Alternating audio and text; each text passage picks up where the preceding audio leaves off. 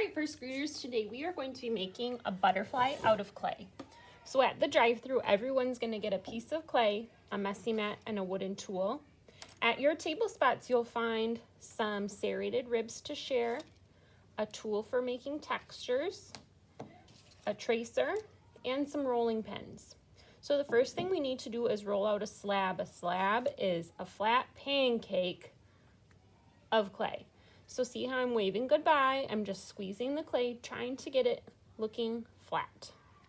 I don't want the clay to be any thinner than my thumb though, so it needs to get a little bit thinner, but not so skinny that it's like a crepe. So with the rolling pin, my hands are on top and I'm rolling back and forth. I'm not pressing very hard. I'm just changing the slab of clay slowly, a little bit at a time. And you see how I'm working on my messy mat so the slab doesn't stick to my table. After every roll, I stop and flip. And I'm rolling in different directions. Sometimes I roll across. Sometimes I roll up and down. Sometimes I roll diagonally. This is gonna make my slab even thickness, and also it's gonna be nice and flat. If I press really hard, it's just gonna be skinny in some spots and thick in others. All right, this looks pretty good.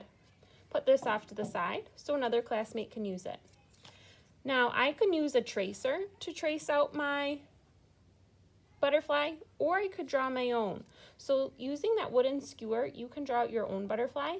It looks like this. Make a B or a 3, and the same thing on the other side. Do you see how I pressed really lightly with my tool so that I could draw that out? If I don't like it, I can just take my finger and erase it. It's wet clay, I didn't press in too hard.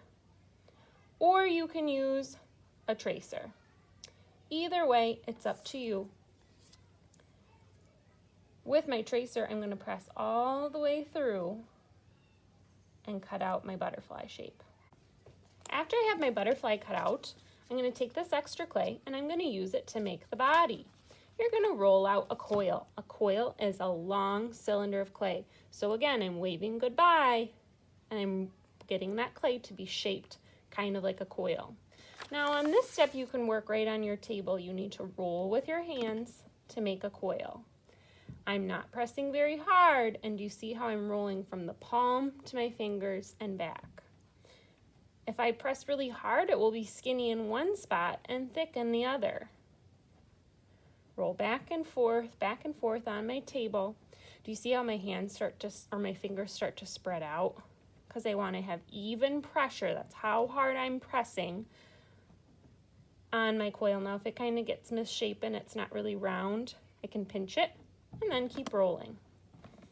All right, my coil's rolled out. Now I need to attach it to my butterfly's body. If it's too long, I can just pinch a little bit off and put it with my extra spare. All right, to make an attachment or stick two pieces of clay together, first I need to scratch. I'm using this tool and its little teeth to make scratches into the clay. I'm locking it together. I'm gonna add some water with my finger. This kind of makes glue called slip. And I'm gonna press. So this is gonna go on my butterfly's wings. Do you see how I'm pressing that down?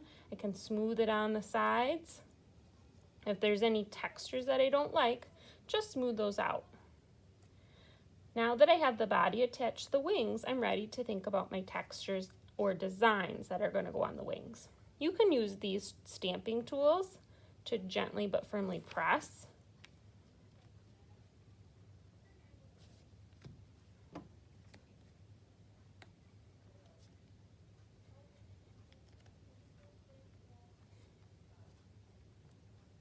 You could use your wooden tool to draw. It's up to you how you're going to create your designs today.